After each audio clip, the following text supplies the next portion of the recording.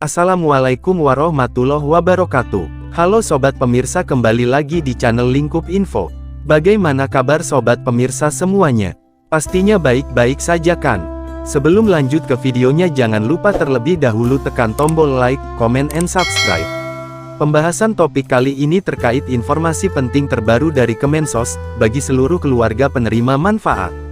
Sudah turun surat resmi dari Kementerian Sosial, dan telah diinformasikan dengan detail, bahwasanya untuk golongan berikut ini, tidak akan mendapatkan bantuan PKH dan BPNT lagi di tahap selanjutnya, baik untuk bantuan PKH tahap 3, maupun BPNT tahap 4 alokasi bulan Juli, Agustus. Nanti kita akan tunjukkan, siapakah golongan-golongannya, dan bagi yang termasuk dalam golongan tersebut, mulai hari ini, bisa dipastikan tidak akan mendapatkan lagi bantuan sosial PKH maupun BPNT. Nah, kira-kira golongan apa sajakah yang sudah diturunkan surat perintah dihapuskannya dari daftar penerima bantuan sosial? Lalu di sini kita juga akan menginformasikan bagaimana KPM tersebut mengetahui apakah namanya dianggap tidak layak atau masih dilayakkan untuk menerima bantuan sosial. Jadi pastikan teman-teman simak videonya hingga selesai dan jangan di-skip, agar kalian tidak gagal paham dalam menerima informasi yang akan kami sampaikan.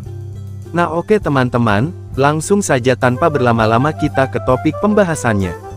Nah, jadi, di sini ada surat penting dari Kementerian Sosial, yang di dalamnya tertera beberapa golongan, yang dipastikan tidak akan menerima bantuan sosialnya lagi, baik PKH maupun BPNT di tahap selanjutnya, dan perlu diketahui, bahwasanya ini tidak hanya berlaku untuk bantuan sosial, yang cairnya lewat KKS Bank Himbara saja, tetapi juga untuk bantuan PKH dan BPNT yang cairnya lewat PT Pos Indonesia, tidak akan cair lagi, apabila KPM tersebut masuk ke dalam 6 golongan berikut ini. Namun sebelum itu, kita akan memberikan cara bagi teman-teman, agar bisa mengetahui, apakah nama kalian masih layak menerima bantuan sosial atau tidak, menggunakan dua cara berikut ini, karena di sini sudah ada data-data resmi dari Kementerian Sosial, di mana untuk pengecekan yang pertama, bisa menggunakan cara mengecek dalam DTKS, atau Data Terpadu Kesejahteraan Sosial, pada website cekbansos.kemensos.go.id,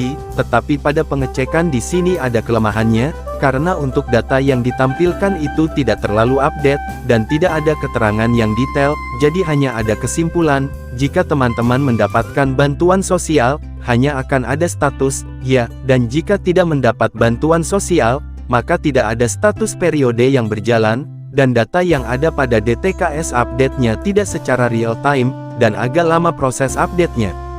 Jadi bagi KPM yang ingin mengetahui secara cepat, apakah kalian masih layak untuk menerima bantuan sosial lagi atau tidak, bisa menggunakan cara yang kedua, yaitu meminta bantuan pendamping sosial untuk mengecek pada 6NG yang dipegang oleh pendamping sosial. Walaupun untuk 6NG yang dipegang oleh pendamping sosial, datanya memang tidak selengkap 6NG dinas kabupaten atau kota.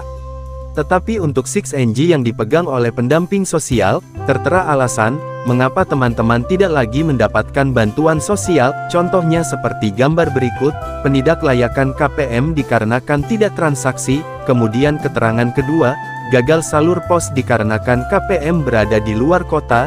Jadi ini khusus untuk yang cairnya lewat PT Pos Indonesia. Lalu untuk status ketiga adalah dengan keterangan tidak ada komponen PKH dalam keluarga, artinya, saat dilakukan pengecekan pada 6NG yang ada di pendamping sosial, dengan status seperti yang kami sebutkan tadi, maka bantuan sosial teman-teman, tidak akan cair baik itu PKH maupun BPNT.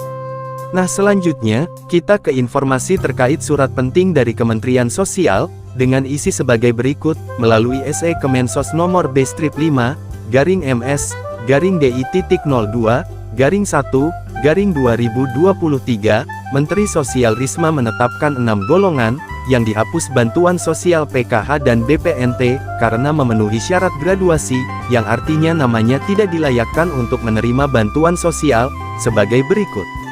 Untuk yang pertama adalah, terdaftar sebagai ASN atau PNS, PPP 3, TNI serta Polri. Jadi bagi yang terdaftar dalam kategori profesi ini, nantinya akan dihapus namanya sebagai penerima bantuan sosial.